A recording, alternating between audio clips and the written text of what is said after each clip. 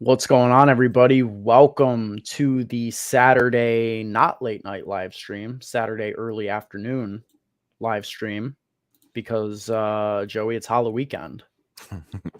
Halloween weekend? What, bro? You're not even dressed up. Come on, where's your costume at? My lovely, beautiful girlfriend is actually putting the finishing touches on it at the moment, so it's not quite ready. It'll be ready. You're on your homemade costume vibes, huh? Oh yeah, big time. So you're not about the just buying it at Spirit Halloween the night before type vibe. I mean, usually for like 26 years running, that's what I've done. But, you know, dating a seamstress has its benefits. Yeah, but nonetheless, obviously, no stream later tonight, but we'll be back to that next weekend. But yeah, we're going out tonight. We're gonna have a good night. You know, gotta enjoy the real life sometimes. But if you're watching this on replay, make sure you subscribe to the channel first and foremost. It helps us out a ton, and we're gonna have a lot of replay viewers. So make sure you subscribe to the channel. No doubt, man. This is an interesting slate. This is a really interesting slate. I feel like we got a lot of standout plays, guys that we haven't really been playing. Like, I feel like the player pool for the past few weeks has been really similar. You know, we've been running out Tyler Lockett every week. We've been running out sort of a very similar pool of running backs, but now it's all different. It's all switched up, and we're going to be taking stands on different players this week. So, you know, let's get right into it. I feel like we should start here at the quarterback position. Sam Ehlinger. It's Ehlinger, by the way, not Ehlinger, which I've been Ehlinger, which I mean, I said Ehlinger about 400 times on the podcast. So shout out to me. I thought it was Ehlinger as well. That's how I would pronounce it. We'll just call him Ehlinger. All right, I like Ehlinger, even though it's wrong. Bob says it's Darnell Mooney's birthday today. If this isn't Mooney week, then I don't know what is. Isn't that your birthday, Bob? Aren't you guys birthday bros? Unless Bob's just capping. I mean, happy birthday to Darnell, but more importantly, happy potential birthday to Bob if it actually is his birthday. Not totally sure. Who knows with Bob? But yeah, nonetheless, Ehlinger at 4K. He's projecting as the best quarterback value on the slate. And in cash games, I think that I'd be comfortable playing with him. And we talked about it on the podcast, which obviously you should be listening to the podcast each and every single week. It's linked down below in the description if you're interested in listening to that. Just with the quarterbacks that we don't have on the slate, Mahomes, Joe Burrow, Josh Allen, Tom Brady, Lamar Jackson, etc. I think this is the perfect slate to take a risk at the quarterback position. And at 4K, there's just very minimal ways in which he burns you this week as a starting quarterback in the NFL. And then we also talked about his rushing ability and how he has a little bit of rushing upside. So, I mean, you're getting a little bit of a floor there, potentially. And I mean, we also talked about this. It's like, they must have seen enough to be comfortable making this switch to Ehlinger. So at 4K, I mean, you're locking Ehlinger in cash 100%. I don't think there's a debate around that at this point, especially with, you know, the lack of value that we have on this slate. And in tournaments, I think that's where the conversation really starts to get interesting, is whether or not you play him naked, whether or not you stack him, or whether or not you full fade him, because he makes for the perfect naked quarterback play, and you just eat the chalk and get different at wide receiver and at running back. And at 4K, if he's hitting his ceiling, he doesn't necessarily have to bring anybody along with him because his ceiling is probably 20 points. Right. Yeah, So, and that would get it done. And yeah, that's winning you a tournament. if he gets you 20 and Kirk Cousins gets you 25, like you're better off with naked Ellinger and Justin Jefferson rather than playing into the stack and eating that salary. I feel like, at least, especially with so many high quality pay up options on this slate, both at wide receiver and running back. We're going to be wanting to jam these guys in. Early in the week on the podcast, I was sort of taking the stance where it's like, you just can't play Ellinger in tournaments because the lack of ceiling. But I've kind of come around, especially with the way that ownership seems to be moving away from him. Like, I mean, if he's going to be under 15%, totally comfortable playing him naked in tournaments. Yeah, it's super interesting. Like, what are you getting by paying up 6,100 to Kirk or 6,200 to Tua, realistically? I mean, you're just getting the chance at a 35, point game potentially, whereas I don't think that's in the range at all with Sam in this Yeah. game. And that's really what you need out of one of these pay up quarterbacks in Tua or Dak or Kyler or Jalen Hurts. Like for them to separate immensely from Ellinger, you need Ellinger to have a mediocre game, 10, 12 points. But at 4K, that's still fine. But if you're playing an 8,300 Jalen Hurts, you're going to need 30, 35 points out of him in the tournament. Because if it's anywhere like Jalen Hurts, 28 points, Ellinger, 18, somewhere along those lines, like you're just dead, in my opinion.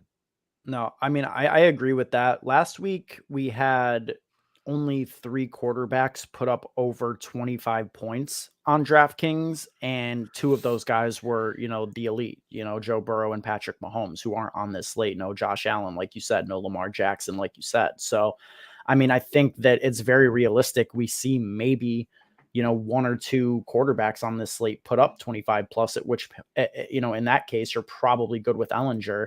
It's just a matter of, is this going to be like a week 2 scenario for Tua Tagovailoa where we get, the massive 40-point spot? And, there are reasons to believe this could be the spot. Everything is aligning really well, I think, in particular for Tua, which to me is the main conversation point, because you can play a similar build with Tua and Ellinger.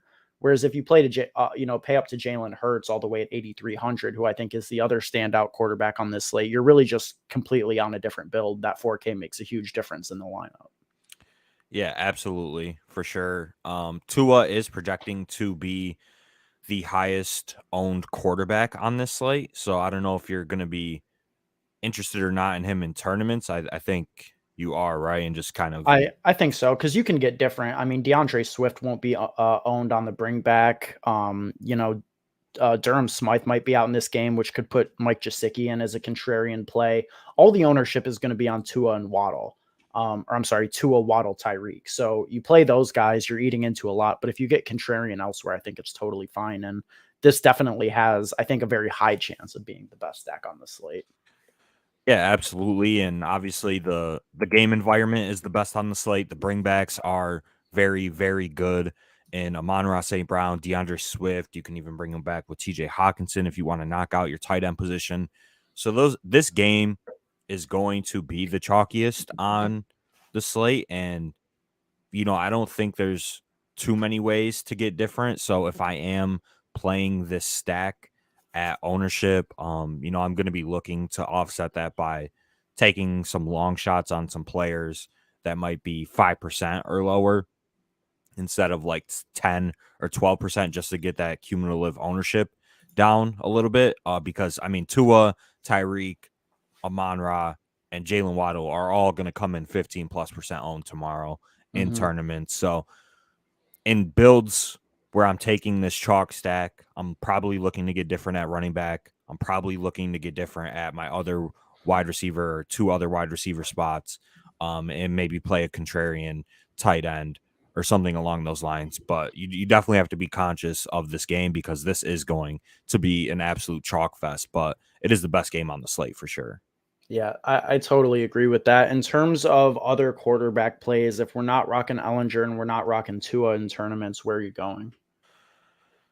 Yeah, I mean, obviously, I think that Hurts and Kyler are very, very good tournament plays this week. If we're expecting Hurts to hit his ceiling at 8,300, he's probably bringing a pass catcher along with him as well. And A.J. Brown and Devontae Smith are also projecting for lower ownership just because of the ranges that they are in on this slate. Dak Prescott, I think, is very interesting at home, 6,600 projecting for what? Let me see here. Dak Prescott projecting for less than 5% ownership.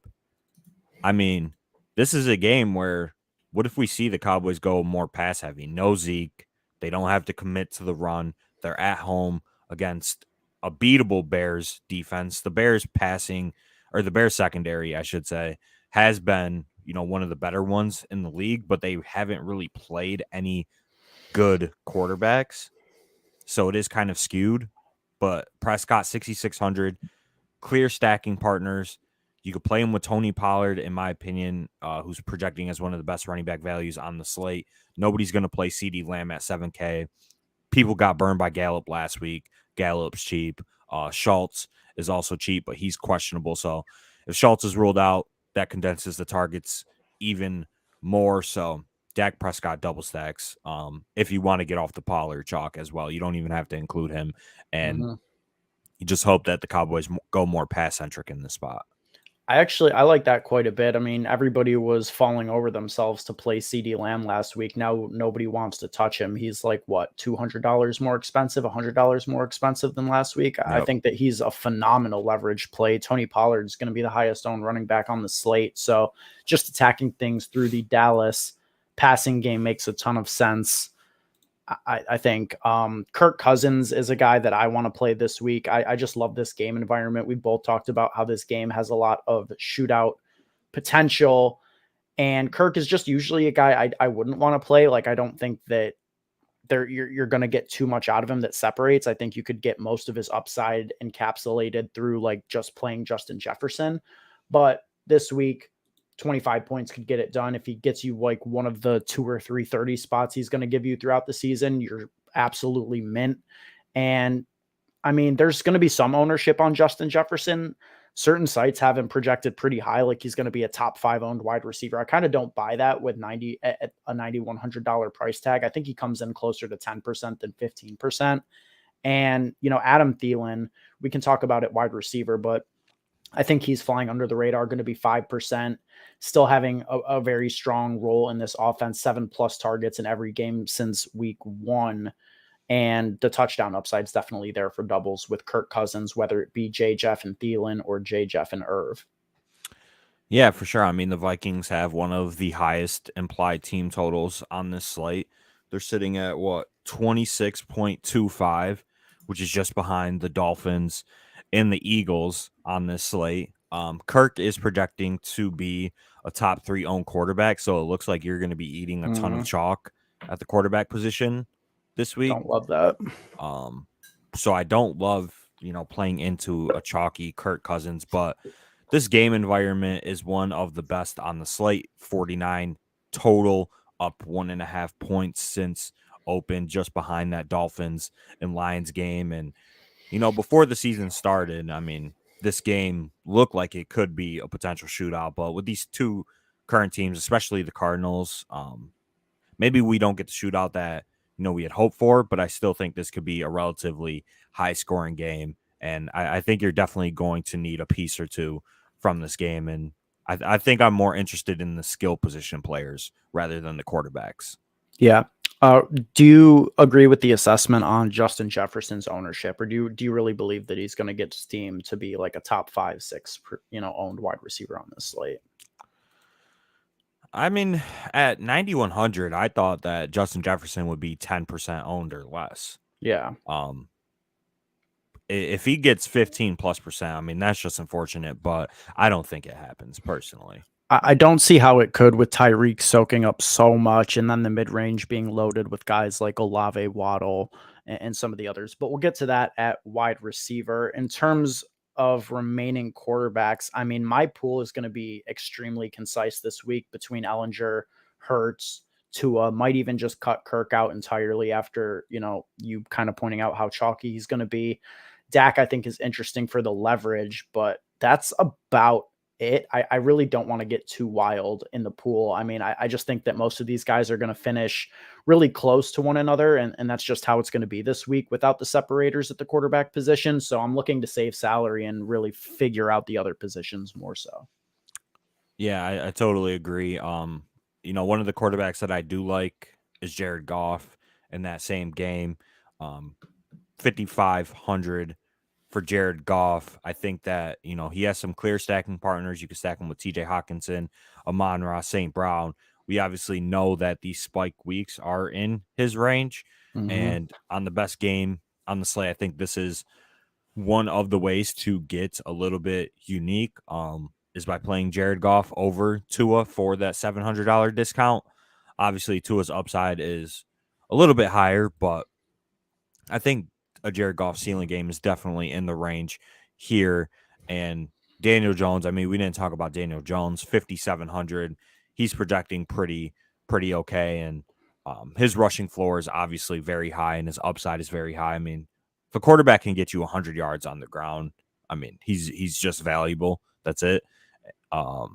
Obviously, I don't love that they don't have like any talent at the wide receiver position or at any of the pass catching positions, but nonetheless, Daniel Jones is a pretty good play this week. Agreed. Also worth noting, this is the one game on the slate where we do have some mild weather concerns. Shouldn't be anything crazy, but it's going to be wet, rainy, cold pretty consistently throughout the game. So maybe just I don't know, that game, no DK Metcalf. I just feel like that game is going to be like a run fest. I think we're going to see a shitload of Saquon and a shitload of Kenneth Walker in that game. So I don't know. I feel like I'm actually kind of comfortable leaving Jones out this week and just assuming he's not going to put together back-to-back 30 spots because he's just not that guy. You're just not that guy. He's just not that fucking guy. You know who is that guy? I mean, he's not even a guy. He's a dog. He's the fucking big dog. Derrick Henry, 8,400. This is probably, in my opinion, the most shocking development of the week 8 slate, and that Derrick Henry is just not projecting the way that I thought he would. There are several running backs that I think more people are going to be drawn to. We kind of talked about guys like Josh Jacobs and Alvin Kamara on the preview podcast. I did not anticipate them being the chalk over Derrick Henry. I mean, Derrick Henry will have ownership. People know, what he's done against the Texans over his last 3 games against the Texans, 200 plus rushing yards in each of those games, 2+ touchdowns in each of those games, just pure and utter dominance. I think the price tag is keeping people off of him though. And I'm very surprised to find that out. Yeah. I mean, I referenced it at the top, but there's not a ton of value on this slate. And when you just have plays projecting very similarly to Derrick Henry that are cheaper, and Josh Jacobs, who is 900 cheaper than Derrick Henry, Kamara, who is 1,300 cheaper than Derrick Henry, he's just not going to fit into optimals. He's just not going to fit the build, especially when Josh Jacobs is such a strong play. Kamara with no Michael Thomas, no Jarvis Landry. Again, he's been an absolute touch monster. His role has been very, very good, as you could see on the screen. 6, 7 catches, which is just super, super valuable. So when you just look at projections and you take into account the pricing, I could see why people aren't going to jam in Derrick Henry. And I don't think he's like a lock or anything in cash. I just think that this spot is just so good. And maybe we're just getting too take locked and, weighing previous results. But this just has a Derrick Henry 150-yard, 2-touchdown game written all over it, in my opinion. I think that it absolutely does. I mean, not only is it the best matchup on the board, it's one of the best running backs in the NFL who has, a long tenured record of success against this very team. But Ryan Tannehill is also injured. Like, they have no pass catchers. Tannehill was a DNP on Friday. He seems like an absolute true game time decision. man, I don't know. I feel like this is going to be the entire game plan of the Titans, just absolutely smash Derrick Henry down the throat of the Houston Texans. I'm comfortable. Are you comfortable playing him in cash? I know you said he's not a lock, and you kind of be, saying, IKB, I know better over the projections, but that's kind of where I'm at with things. Like, I feel like Derrick Henry is an absolute priority. I felt that way about Austin Eckler last week. It worked out, and I'm always okay, just sort of leaning into what I feel like is my edge and identifying these spots. I think Derrick Henry is so much more likely to hit a ceiling game in this spot than either of Kamara or Jacobs. So I think I'm rolling with him, man. I don't give a fuck what the projections say. Eric says you're not supposed to be on till tonight. Yeah, we moved it to 12 for Halloween weekend because we are, young men at the end of the day. We want to enjoy life. Yep. But shout out to YouTube. Shout out to YouTube. After this stream is over, you could watch it whenever.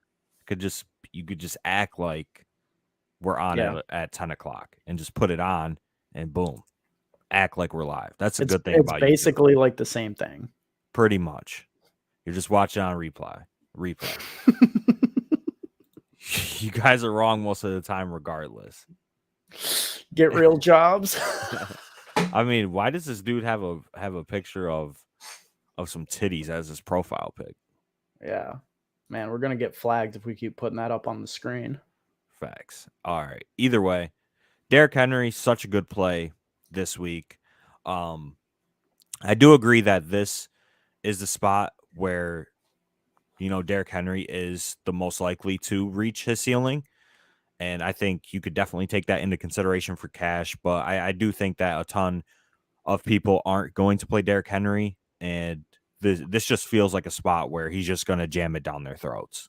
Yeah. We get these weeks every year with Derrick Henry where he's projecting good. The DFS touts and the DFS just industry and the market are just going to determine determine this dude is funny. Just going to determine whether or not, he's chalk, and he's not going to be that chalky. And I think he definitely has a very high chance of just burning the people that don't play him. Yeah. I mean, I totally agree with that. Henry is such a smash this week. Absolute smash. But how do you feel about Josh Jacobs and Kamara? I feel way stronger about Josh Jacobs this week, without a doubt. I think that he has I think his role is better because he's not going to get vultured by Taysom Hill, Mark Ingram. What's that dude's name? Rashad Shaheed or whatever, who had like a 50-yard rushing touchdown 2 weeks ago. It's like Kamara doesn't have a touchdown this season. So yes, on one hand, that says that we would expect some regression, and with this workload, Kamara's due for some touchdowns. And I mean, we could play into that, but I just think that I trust Josh Jacobs, especially from a cash perspective, quite a bit more. His role has been crazy. He's one of, I think, 12 running backs who have put together 3 straight 30+ point fantasy games in a row. There's only 2 guys who have ever gone for 4 straight, and Josh Jacobs has the potential to do that in this spot. On the road, don't love it. I don't know. I just think that, Josh Jacobs is priced so closely to Derrick Henry, and I feel so strongly about Derrick Henry that I would rather go there. And Tony Pollard is already locking up one of those running back spots in cash this week. So I think it's kind of tough to go there, to be honest with you, but it's hard to poke holes there. He is absolutely goated in terms of what he's been doing lately.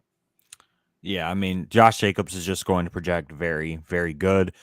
Kamara at 7,100, we already talked about him a little bit. He's projecting pretty solid as well as it stands right now. Just an insane pass game role he's had over the last month or so. Obviously, like you said, touchdowns haven't been there, but I think that those could start swinging his way. Taysom Hill and fucking all of these other guys have just been scoring the touchdowns besides Kamara. So I definitely like him. And like you said, Pollard, I mean, if you're not locking Pollard in cash, you're doing it wrong. Pollard projecting as one of the best values on the slate right now. 6,100 finally coming into a sizable workload potentially with no Zeke with no Ezekiel Elliott out due to injury. I mean, Pollard 6,100, a great play. You're locking him in cash. What are you doing with Pollard in tournaments? So, I mean, because of the price and the accessibility to a ceiling, I think that you can still play him as long as you're getting contrarian at wide receiver. But I'm all in on Pollard this week. This is the spot that we've been waiting for all season. I don't see any reason to get off of him. In tournaments, there are comparable plays. I think you can sort of talk yourself into pivoting, like Raheem Mostert, for example. I think Dameon Pierce is a good leverage play if you're trying to get off of what the expected outcome of that Titans game is. You know, it's going to be Henry leading, Henry running things. Well, maybe the Texans get up in this spot, and Dameon Pierce makes a lot of sense as leverage there. Ramondre Stevenson, Kenneth Walker in that mid 6K range, both going to be very chalky in their own right. So I don't know. I mean, I feel like Pollard is just the best of the bunch, and I want to be in on this. You know, we've been waiting for this opportunity all season, and we finally have it. yeah, I mean, it's just a very, very good spot. Chicago, third worst run defense in the NFL, giving up 149.7 rushing yards per game. They just get absolutely torched, and this is setting up to be a prime spot for Tony Pollard. So I love him. I think another good pivot is Raheem Mostert at 5,900. I think early in the week he was projecting to be one of the chalkier running backs, and he still is. But he's not going to be like a top 5 owned running back on the slate with all of the other options that we have. And I think he is a good leverage piece on what I think is going to be a super chalky Dolphins team. I think that Waddle and Tyreek Hill are going to come in with more ownership than Raheem Mostert. So at 5,900, he's a good leverage piece off of Tony Pollard. He's a good leverage piece off of his Dolphins counterparts. And he saves you a little bit of salary on a slate where, you know, there's not too much value, especially at the running back position. Like, I'm not considering anybody below 5,900 on this slate. So, under 5,900, yeah, no, totally agree with you. No Deontay Foreman love this week. 5,300, no Chuba. I mean, he's a good play for sure. I think that the opportunity is going to be there. I think that, you know, the Panthers are probably going to lose this game, and I don't know how much he's actually going to play on passing downs. As you can see here, he did have 2 targets in a game that the Panthers did control. But I think he's a good player, and he should see opportunity, and he probably is, you know, a nice pivot at the running back position if you want to save a little bit of salary. And, you know, he's projecting actually really, really well. So, these 2 trick or treat still at the age of 30. LOL. They roasting us in the chat today, but hang on. I got one comment I want to bring up here along with this here. For Jason here. Let me get a 500 head to head. I'll believe that you have $500 to your name when I see the inbox. Here's right here. I mean, he definitely doesn't. That's the thing. Second year pro, bro. Send it anytime. Anytime. He definitely doesn't have $500 to his name. Definitely doesn't anytime. Definitely doesn't have $500 on his DraftKings balance. That's for sure. This kid's probably not even 18. He probably can't even play DraftKings. Okay. I'm just thinking more likely than not, the only way he's going to be able to do it, maybe he's got, you know, the PayPal credit. He's going to send it to one of his boys. He'll send it back to him in cash. Then maybe he'll be able to, you know, get that line of credit out for 500, but going to be a tough scene if he gets scraped. So you already know. I mean, I think in that scenario, Ben, you're a heavy favorite against Jason in that head-to-head. Very heavy. Because everybody watching, I think we are 2 of the better cash game players out there. You live at your mom's house, buddy. You can't even grow facial hair. Dang, they're roasting you. They are. I fuck with the clean shit. The hyenas came out to play today. Nah, these kids are like 15 years old. Yeah. It's crazy because it's funny. I find it funny. I always I don't take the shit enjoy the serious. trolls. I wish that just one time, please God, send the head to head. Yeah, I that's the always thing. invite. That's the thing is they come to a DraftKings stream Right. where we're talking about DFS, and Mhm. these kids are 16 years old. They can't even sign up for DraftKings, first of all. So they won't ever send a head to head. Okay. Will not ever send a head to head. And they're playing in free leagues on Yahoo and Redraft. Mhm. So It's crazy. It's crazy. I'm 40. You're 43. Yeah. You're 43 sitting on YouTube at 12:30 on a Saturday when you should probably be out with your family, doing something, smelling the roses, but you're in a YouTube chat. He said, "Why would we listen to you and not the real?" I think that's supposed to say sites. I mean, I don't know, bro. You're the one tuned in. That's on you, dog. That's on you. I mean, Iraq, if this dude has fucking 18 YouTube accounts, like, shout out to him. Yeah, I hope he subbed on each one of them. Facts. Subscribe. All right. All right. Hold up. Got sidetracked. The interesting thing, I think, at the running back position, though, is that we can pay up to be super contrarian. And I mean, we talked about it a little bit on the podcast. Christian McCaffrey this week, I feel like, is the GOAT play, 8,700, projecting extremely well, also projecting for under 5% ownership. Had 10 touches on like 25, 30% of the snaps last week. I think they get him fully involved, right? And this is just setting up so well. No Debo in this spot. Absolutely immaculate. I want to be in on Christian McCaffrey. I think that he's going to be the centerpiece of this Kyle Shanahan 49ers offense going forward. And I think that we start to see it now. Yeah, I mean, you got the babysitter narrative going. Did you hear about that? I did. You got the babysitter narrative going. But nonetheless, I mean, Kyle Shanahan is just going to find creative ways to give Christian McCaffrey the ball 100%. 8,700, he's obviously going to be one of the lowest owned running backs on the slate just because they did kind of price him out. Still cheap for a player of CMC's upside, and we haven't seen like that monster game this year. But at 8,700, potentially coming into 20 plus touches, you don't go out and trade for CMC and give up multiple draft picks if you're not going to use him frequently. I think he is a good pivot off of Saquon and Derrick Henry at the top of the pool. Jonathan Taylor is interesting, as a leverage play off of Ellinger and as a leverage play off of these chalk running backs in this range. Obviously, we know JT's upside is extremely high, and the offense can't be worse with Ellinger at the helm compared to Matt Ryan. So 8K, Jonathan Taylor. I mean, I think he's a very, very good tournament play. Yeah, no, absolutely. Totally agree with that.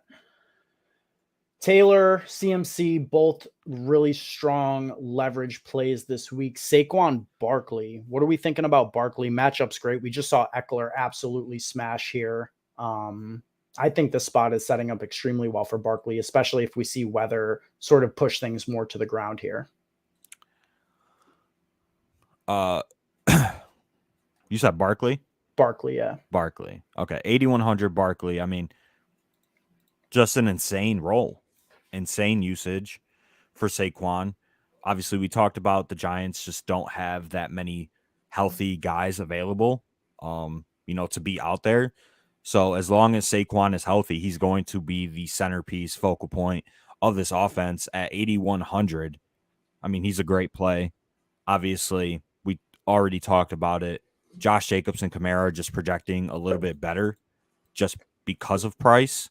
And then you have Kenneth Walker at 6,500 as well. So I think this tier of running backs at the top in Saquon, Derrick Henry are going to be, in the secondary chalk category, not the primary chalk. So I think you could still play them in tournaments for sure. And they're definitely good leverage pieces off of some of the chalkier running backs in Jacobs, Kamara, and Kenneth Walker, in this upper echelon of running backs. Totally agree. I mean, Kenneth Walker, are you going to play him in cash or considering? I mean, he fucking annihilated us last week I as a know. fade. I know. They did activate Travis Homer off of IR, so I think that does eat into Kenneth Walker's potential pass game work. But this is a game where the Seahawks can easily control the clock. Kenneth Walker has been very, very good breaking off long run after long run. He looks to be legit. 6,500. I think that he's a good play. I don't know if I'm going to play him in cash. I really haven't built any lineups yet. But he's one of the best values on the slate. So I think you could definitely go there in cash. I don't know if I am yet at this point in the week, though. I think it's tough this week. I mean, contextually, I'm leaning towards it being a 2 running back slate with Tony Pollard as an absolute stone cold lock and your choice. I think right? it's 3 running backs. I read on Reddit that you two scam people out of their hard-earned money. You sell lineups apparently that don't hit.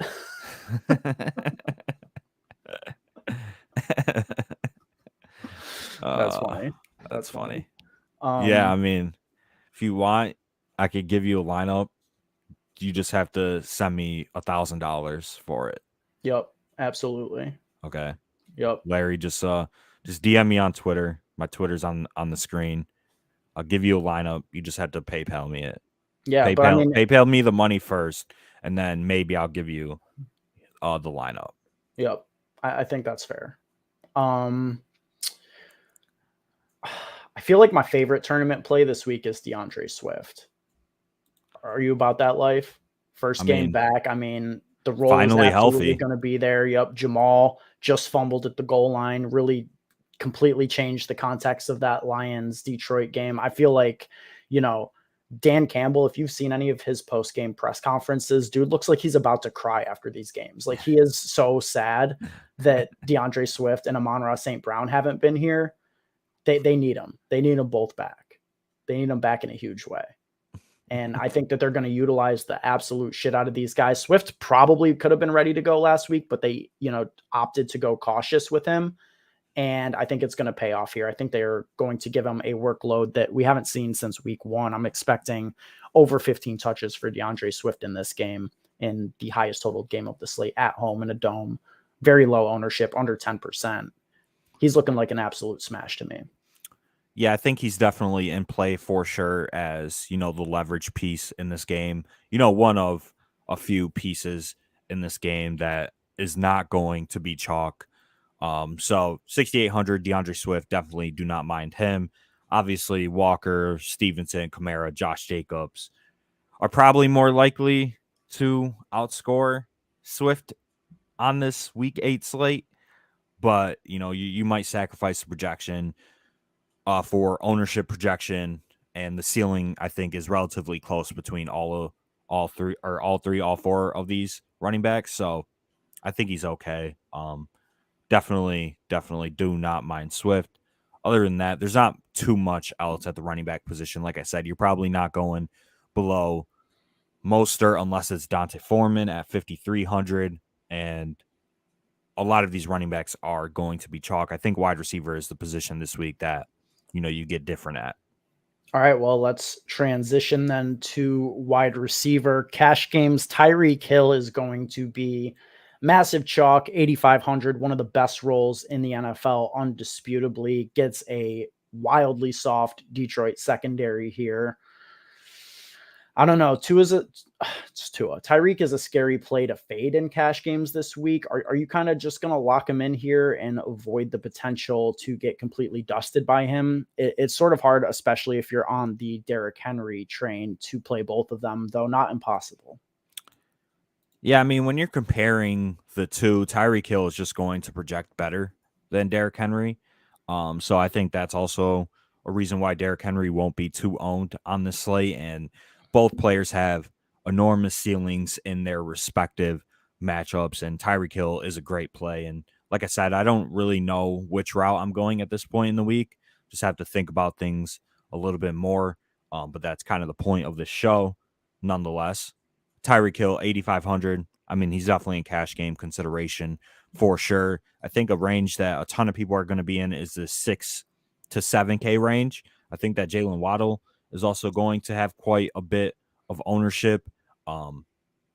6,700. The role is just, pretty good. And it's not as good as Tyreek Hill's. As you can see, only 2 games with 10 plus targets, whereas Tyreek Hill gets fed targets.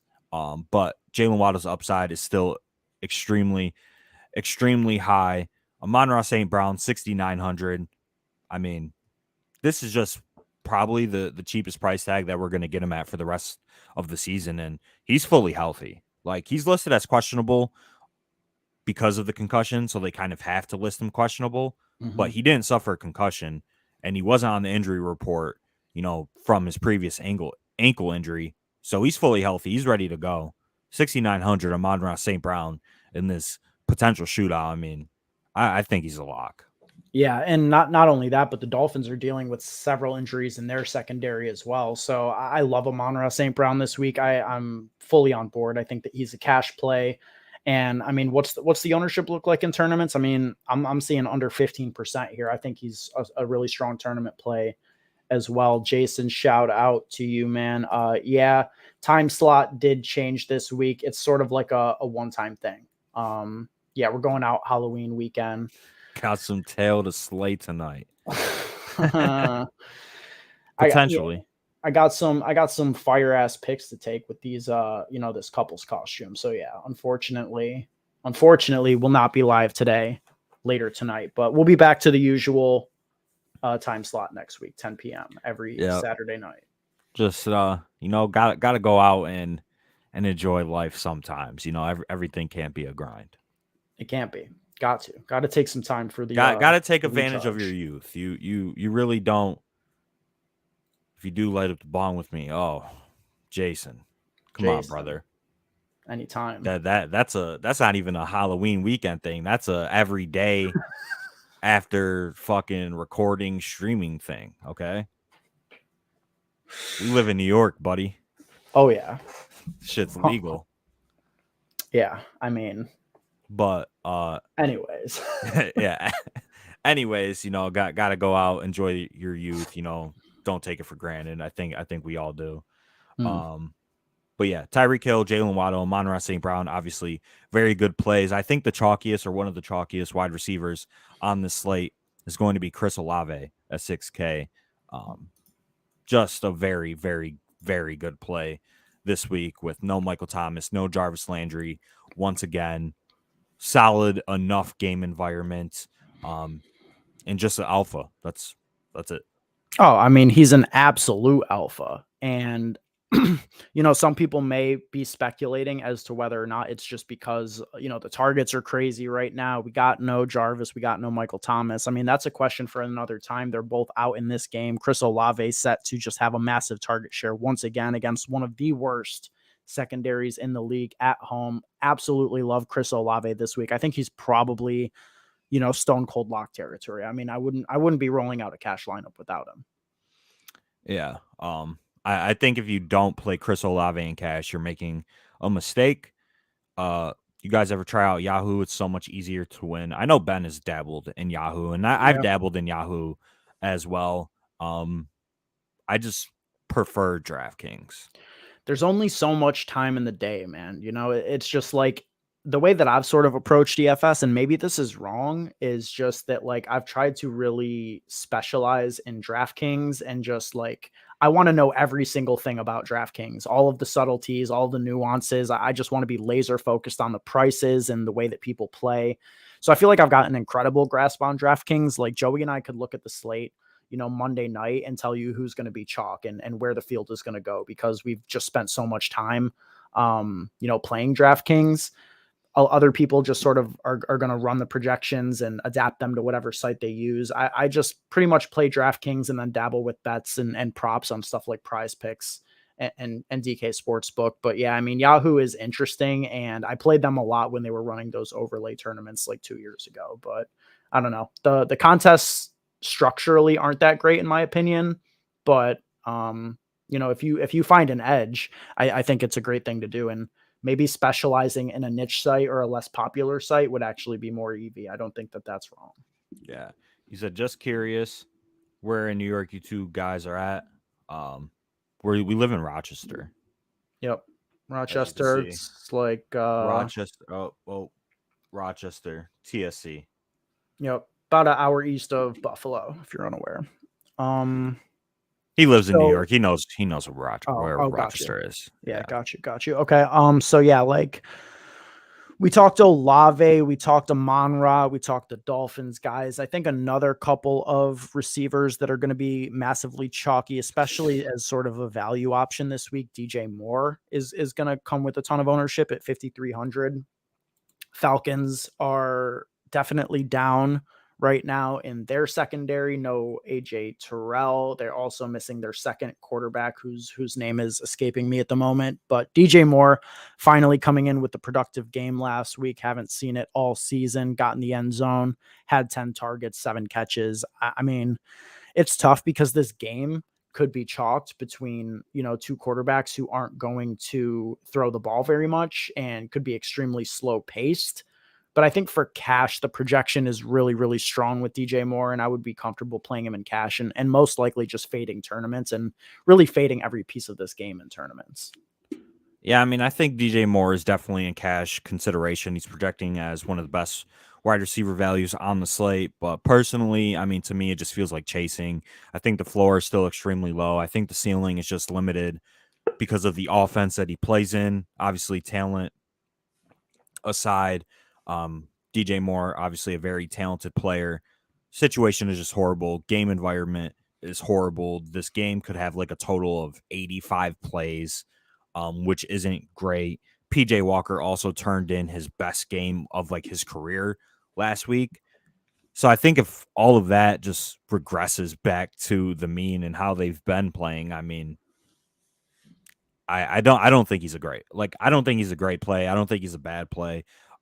Everybody's going to rush to lock DJ Moore into their cash game lineups. I don't know if it's correct, but on a slate where there's not a ton of value, you're going to have to make a play like this, and the targets are going to be there. It's just whether or not this offense and PJ Walker will be good enough to support DJ Moore in this spot. So It's like the actual nut matchup. You know what I mean? yeah. So that's kind of like the reason why I think I'm willing to go back to DJ Moore. I agree with everything you said and the upside concerns, ceiling concerns, all reasons why I wouldn't play DJ Moore in tournaments. But yeah, I mean, cash, it's like, okay, let's compare him to some of the other options that we may be interested in, like Wan'Dale Robinson. I mean, would you be in on Wan'Dale in cash? I mean, he had 8 first half targets last week, didn't get targeted in the second half, but looked like he was, on at least the beginning pace to have an absolute monster game. Yeah, I think Wan'Dale is the lowest that you go if you want to get off of DJ Moore. Wan'Dale is actually projecting to be one of the highest owned wide receivers on the slate, so it's not sneaky by any stretch, but he's a healthy body out there. He earned targets at like a historic rate in college.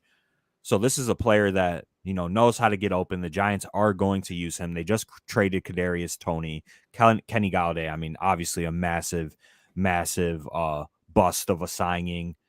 Wan'Dale Robinson, this new regimen, invested in him pretty heavily. So at 4,700 in this game, I think it is. I think it is okay, and he's probably the cheapest player that you consider at the wide receiver position in cash this week for sure. Anybody else that you're considering for cash games? For cash, I mean, I think it's a relatively slim pool. I think you're, considering Tyreek Hill, Amon-Ra, Waddle, Chris Olave, DJ Moore, Wan'Dale Robinson. I think that like DeAndre Hopkins looks okay at 7,400. I definitely have a ton of interest in D-Hop this week. I think other than that, there's not really too many wide receivers I would consider, because personally, I do believe that this is once again a 3 running back week. Made the mistake of playing 2 running backs last week in cash when in my cash game video and on the stream and on the pod, I'm 3 running back, 3 running back, 3 running back. And then I go out and play 2 running backs like an idiot. This week, I'm not making that mistake. The running back value and the running back projections are just so good this week that I think playing 2 running backs is a mistake. So, Brandon Cooks is 5,900 in a really strong matchup against the Titans. I think that he is sort of going to be gaining some steam at this point. no Nico Collins. No Nico Collins. There's a lot of trade interest though around Brandon Cooks. It doesn't seem like he's going to get moved before this week. So said the Rams are interested in Cooks. Maybe we see a reunion. Yeah. I mean, it could be. Interesting timing considering they got Van Jefferson back, but yeah, I mean, whatever. They're always trying to make moves, but we've seen the targets really come down for Brandon Cooks, 10 in week 2, then 2 straight weeks of 7, down to 6, down to 5. It's like this role is declining for Brandon Cooks, and I'm not sure why, but with no Nico Collins, I mean, these dudes literally have nobody. If they're chasing in this game, I don't see how Brandon Cooks doesn't end up with double-digit targets. But kind of going back to what you said, I mean, 5,900, same price as Raheem Mostert. I think I would rather just play Raheem Mostert. Yeah, absolutely. I don't have too much interest in Cooks. I mean, I wouldn't play Cooks over Olave, like even at ownership. No, I wouldn't either. Chris Olave is just a superior play.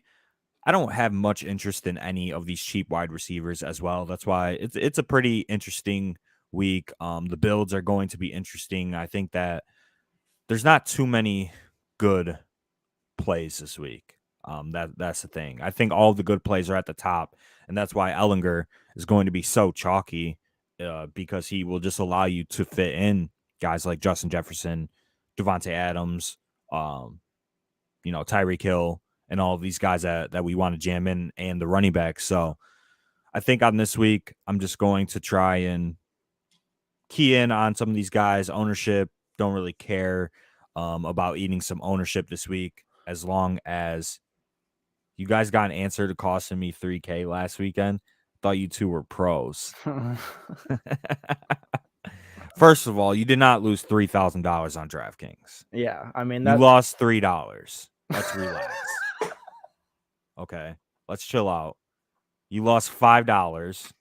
You probably played in the fucking $3 play action on DraftKings, and you didn't cash.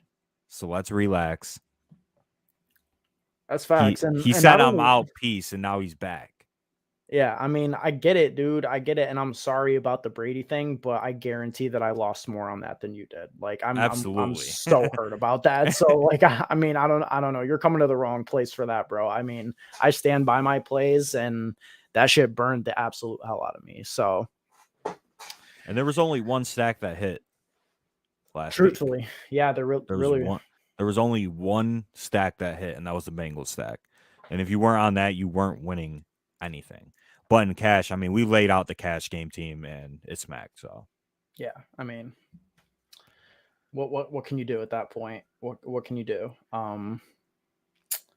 Just a lot of trolls today. I wonder, is it a time slot? YouTube must have put us in the recommended of like the 13-year-olds today instead of the 20-year-olds.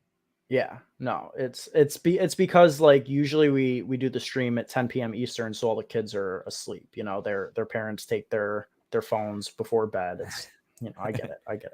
Yeah,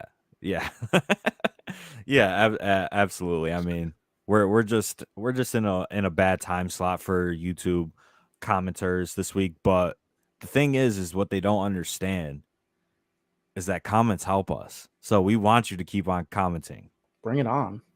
Keep on trolling, because one, it ain't affecting us because we don't give a fuck. Two, trolls are in our own right. Two, it only helps us long term. Because the more comments is just gonna push the stream to more people. So keep on commenting, keep it coming. Keep on telling us how you lost $5,000 on DraftKings. Come on, keep it coming. We want it. Because I just laugh on the inside.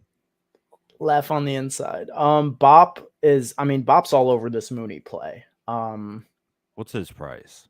4,800 for Darnell Mooney. I mean, the price is right.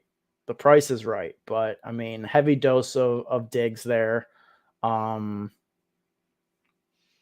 don't know, Bob. Can we get confirmation one way or the other if it's actually yours and Darnell Mooney's birthday? I need to know. I need to know if that was just a bit or not. October 29th, 2022. Yeah, no, I'm probably off Mooney, but I mean, maybe in tournaments like Mooney with the way to bring your cumulative ownership way down on a Tony Pollard play, you get a little correlation there. I guess it's okay. We got birthday narrative. I'll play Darnell Mooney in one lineup tomorrow if it's actually Bob's birthday and we're getting double birthday narrative. That's the only case. If Bob is trolling, he did turn 25 today. Darnell Mooney did. Young man, right in his prime. It's his birthday. His birthday. Yeah, right. But Bob, you said you and Mooney shared a birthday together.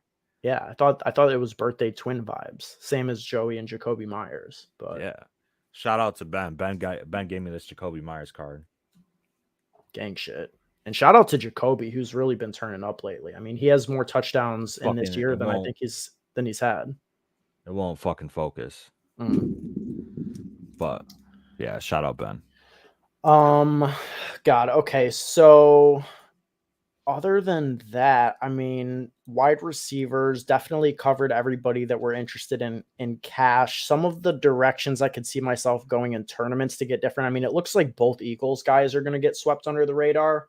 I think they're both pretty solid plays. Yeah. Those are my favorite tournament plays, by the way. Devonta Smith and AJ Brown would be, my long shots, depending on their ownership. I think that they are just such good plays. This Eagles team, I think, is just coming in under owned, and they have one of the highest implied team totals on the slate. And God, if we could just get Pittsburgh and Kenny Pickett to put up some points and keep this game somewhat competitive. They have the talent on offense to do it, but this will probably just be an Eagles domination spot. But AJ Brown, I think at 7,700, nobody's going to play him and nobody's going to play Devonta Smith. So Jalen Hurts to one of those pass catchers, I think, looks really, really sharp this week. So I'm glad you brought them up.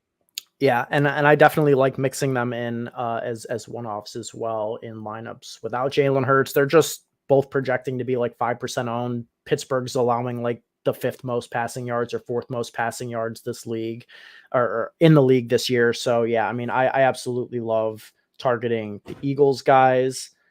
Brandon Ayuk at 6,100 is catching some late week steam with no Deebo Samuel. Deebo got ruled out this week. Ayuk will function as the 49ers leading wide receiver this week, coming off of back-to-back 11 target games, finally getting some production in there.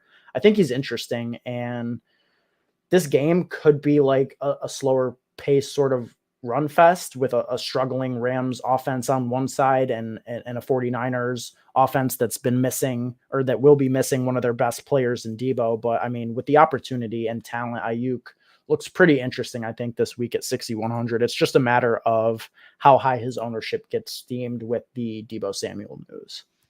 Yeah, I think Ayuk is a good play, but at ownership, I'd probably fade Ayuk.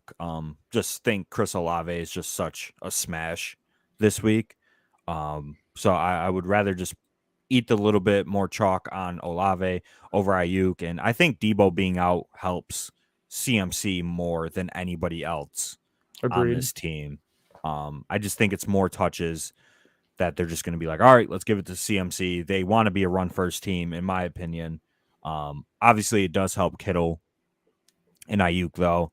And 6,100 is a cheap price tag for a talented wide receiver, so I don't mind him. Other than that, there's not much else that I think we need to discuss. Nope, that about sums it up.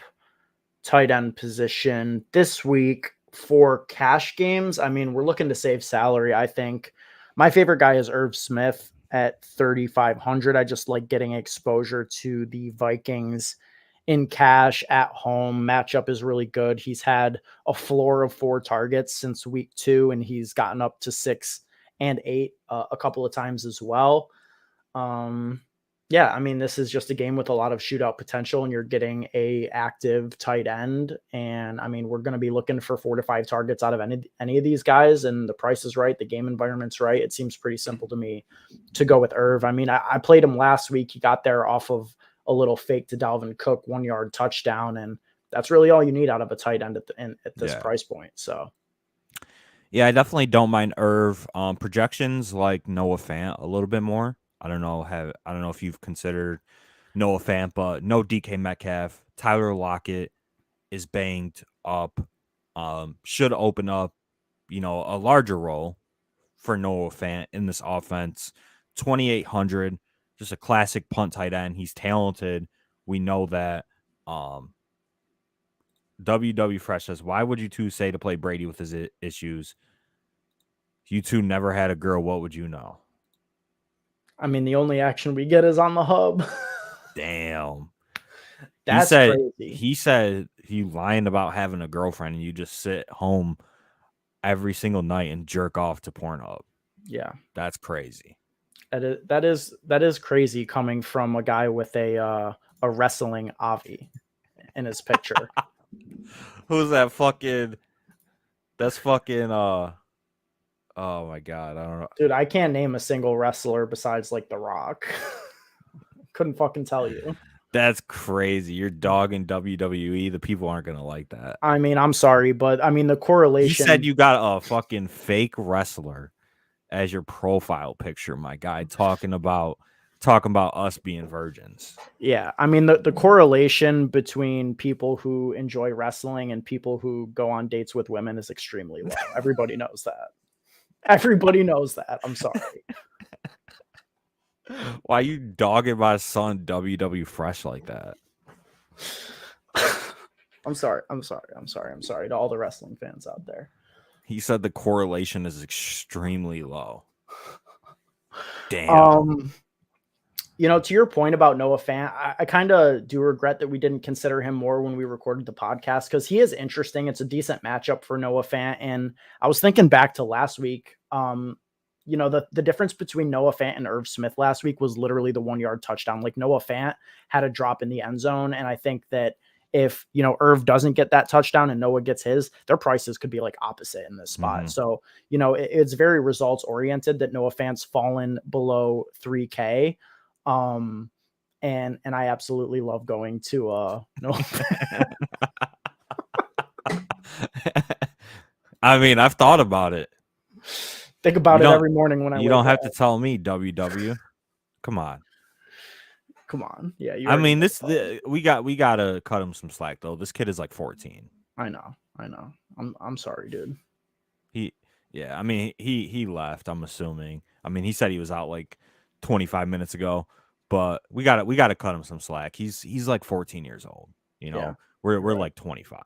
It's bullying. I'll stop. I'm sorry. Even though he's bullying us. Oh God. Okay. Fuck. I'm getting so sidetracked with these comments are so funny though. They are. I miss this, dude. We used to get the trolls a lot more often. It's been a lot of love lately, which, grateful for. God bless. But actually I am 48. I'll take the under heavy. I don't care what the juice is. The under on 48 is let's see, negative 5,000. Minus 5,000. Easy. I'll still bet the over. So the under, I should say. Excuse me. So with Irv, that's my lean in cash. I don't know. Noah, I think, is certainly interesting. You can play that, but is there other directions that you're looking as far as cash games go for tight end? No, I think Irv or Noah Fant. Personally, I would lean Fant. Just take the 700 in savings. I think the upside is relatively the same. I think the floor is a little bit higher with Irv Smith just because of the offense and the game environment. But I mean, 700 in savings, I think, is crucial on this slate. And then obviously you save at the quarterback position with Ellinger at 4K and a defense, and then you're just free to do whatever you want. Yeah. I wasn't gonna say that. I wasn't gonna say that. He'd be 65 plus. Yeah. No, this kid is 15 years old, 16 years old. He's got nothing else to do at 1 o'clock on a Saturday besides sit at his fucking computer with his dick in his hand, probably about to load up MW2. Damn, that doesn't sound like half a bad life, man. I don't. Sometimes I wish I could do that on a Saturday afternoon, but Right. too goddamn busy giving the people the free plays, man. Got The to winning plays. The winning plays. Yeah, I mean, what about Foster Moreau if Darren Waller sits in this game? I mean, he had a pretty strong role last week. He's money when Darren Waller's out, 3,100. Are the savings worth it to go down from Irv to him, or the pay up worth it to go up from Fant? Yeah, I mean, if Waller is out, I think that Moreau is going to project pretty well, and I think that he could become the highest owned tight end on this slate. So I think that's obviously news that we have to wait and see. I don't know if he's going to be in or out, but if Waller is out, Moreau would probably be the cash game tight end, above Fant and Irv Smith. Yep, that is a late game, right? No, it's an early game. So we'll have that early tomorrow at 11:30. Yep. So that's interesting. Good to know. Bob asks, can we get a rundown of the significant injuries? You sure can, Bob. Absolutely. Anything for you, buddy. So quarterback confirmed out Deebo Samuel. Michael Thomas, Jarvis Landry confirmed out. We'll be without Chuba Hubbard. We'll be without Galladay and Bellinger for the Giants. Zeke, obviously. Zeke out. Breece Hall, Corey Davis, obviously. Alan Lazard out. Questionable right now. That like true questionable, I would say, are both tight ends for the Saints. Adam Troutman more doubtful. I think Juwan Johnson plays, but there's a chance he gets out. Which I mean, Jesus Christ, Chris Olave gets 20 targets if Juwan's out too. Durham Smythe is an interesting one to keep an eye on because of Mike Gesicki and how viable that would make him. Ryan Tannehill is a very interesting one that I would be looking at because Malik Willis is 5K, has a ton of rushing upside. Also a late game, same as Sam Ehlinger. So you could do some stuff there in terms of, pivoting for ownership if you're down by going up 1,000 from Ehlinger to Malik Willis if Tannehill gets ruled out. Nico Collins, I think, got ruled out this morning. Nico Collins is out. And then Christian Watson is on the fence. And I think that's everything, if I'm not mistaken. Yeah, that sounds like about everything. He said, what are your... Sorry. I was going to say Darrell Williams questionable. James Conner is out, so we might get full workload Eno Benjamin, which we would be talking about more if he weren't 6K on DraftKings, which, I mean, you can't play him at 6K when he's priced between two plays in, I think, Mostert and Tony Pollard that are significantly better. Good tournament pivot, though, for sure. Could be. Yeah, absolutely. 6K, if Darrell's out yet. 6K, one of the best game environments on the slate. Nobody's going to play Eno Benjamin just because it's late news, especially on this weekend. Like, obviously, tonight is going to be a big party night. So definitely some news to pay attention to. He says, what are your favorite plays based on the injuries? I mean, obviously, Tony Pollard is a smash. We love CMC as a tournament pivot at the running back position with Deebo being out, Fant because DK Metcalf is out and Lockett is banged up. Cooks with no Nico Collins looks like he is going to project a little bit better. Don't mind those guys. I don't know who are your favorites. Yeah, I was definitely gonna say CMC. I mean, I'm so in on CMC this week. I can't wait to play him with no Debo and just the way that I think the 49ers offense is trending. And the other one that I think is like super quietly interesting is Durham Smythe because he's played over Gesicki at multiple points throughout the year. And if he's out and Gesicki's going to be the full-time guy, and there's all these rumors about Mike Gesicki getting traded, like, they raised the price if Gesicki has a monster game. He's going to be a low-owned play when all of the other guys in that game are going to be chalky. I think that we get Smythe out, and I'm going to have a lot of exposure to Mike Gesicki this week. Yeah, Mike Gesicki, 3,800, fits in that pay-down tight end mold. So definitely do not mind that. And the sneaky, long shot injury play that you could potentially make as a very thin, like large field play would be Tanner Hudson for the Giants. Daniel Bellinger got a very serious eye injury last week. Yes. It's the best matchup on the slate for tight ends, and Tanner Hudson is just the ultimate like long shot play, 2,500 pass catcher. He's shown it in the preseason multiple years in a row. Him and Chris Myrick, or however you say his last name, they should play the close to the same amount of snaps, but I think Hudson will run more routes. Yeah. And at 2,500, I mean, obviously very, very, very thin, but a long shot tight end play there due to injury. Yes. All right. I mean, I think that's about it for the positional breakdown, right? I mean, yeah, that's about it. Shout out to everybody that tuned in. Shout out to all the 14-year-olds watching. I'll just give us that engagement. Yeah, man. I mean, shout out to the trolls. Shout out to the real ones also. Yeah, we appreciate everybody.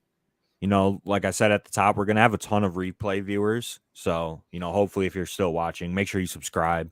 Back